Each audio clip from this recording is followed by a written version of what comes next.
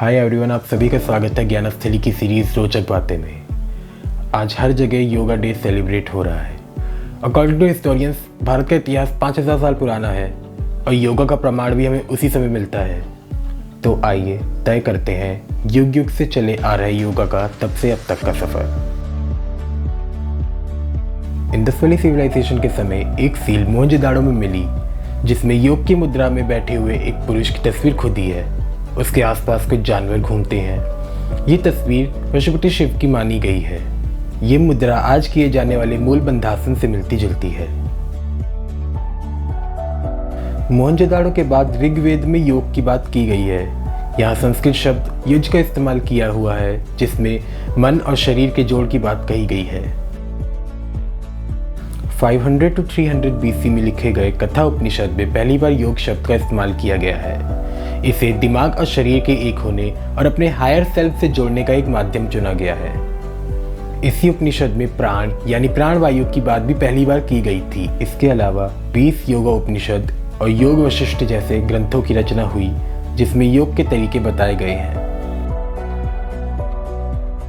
Hindu philosophy के 6 school या 6 दर्शनों में से एक योग भी है। योग स्कूल में भी संख्या स्कूल की तरह ज्ञान पाने के कुछ प्रमाणित तरीके हैं। हालांकि जो चीज़ योग दर्शन को अलग बनाती है वो है ईश्वर की अवधारणा, अनलाइक संख्या स्कूल जो कि नास्तिक है। शक्ति कल्ट में देवी पूजा की जाती है जिसमें तंत्र योग का उल्लेख है। तंत्र योग में प्राणायाम, मंत्र और रीढ़ की हड्डी से जुड़े हुए शरीर के चक्रों का इस्तेमाल किया जाता है। योग की बात होती है तो पतंजलि का नाम जरूर लिया जाता है। इनकी किताब योग सूत्र में अष्टांग योग यानी कि योग की 8 स्टेजों के बारे में बात की गई है। योग के आसन यानी पोजीशन को इन्हीं 8 स्टेजों में एक माना गया है। बुद्धिज्म में योग निर्वाणा या मोक्ष की तरफ ले जाता है जिसमें ध्यान, प्राणायाम और मंत्र की बात की गई है। अब हठ योग के बारे में बात करते हैं। माना जाता है हठ योग की शुरुआत शिव से हुई। उन्होंने तंत्र और शारीरिक अनुशासन को मिलाकर हठ योग की शुरुआत की। हठ योग के focal points physical and mental strength building exercises और बॉडी पोस्चर्स हैं।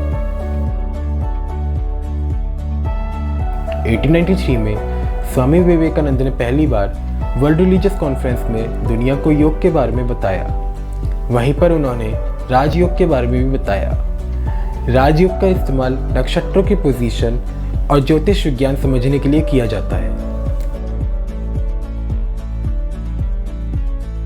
इसके बाद तो दुनिया के कई हिस्सों से कई तरीके के योग निकले, जैसे परमहंस योगानंद का क्रिया योग, स्वामी विष्णुदेवानंद का शिवानंद योग। ये सब 1920 से 1940 के दशक की बात है।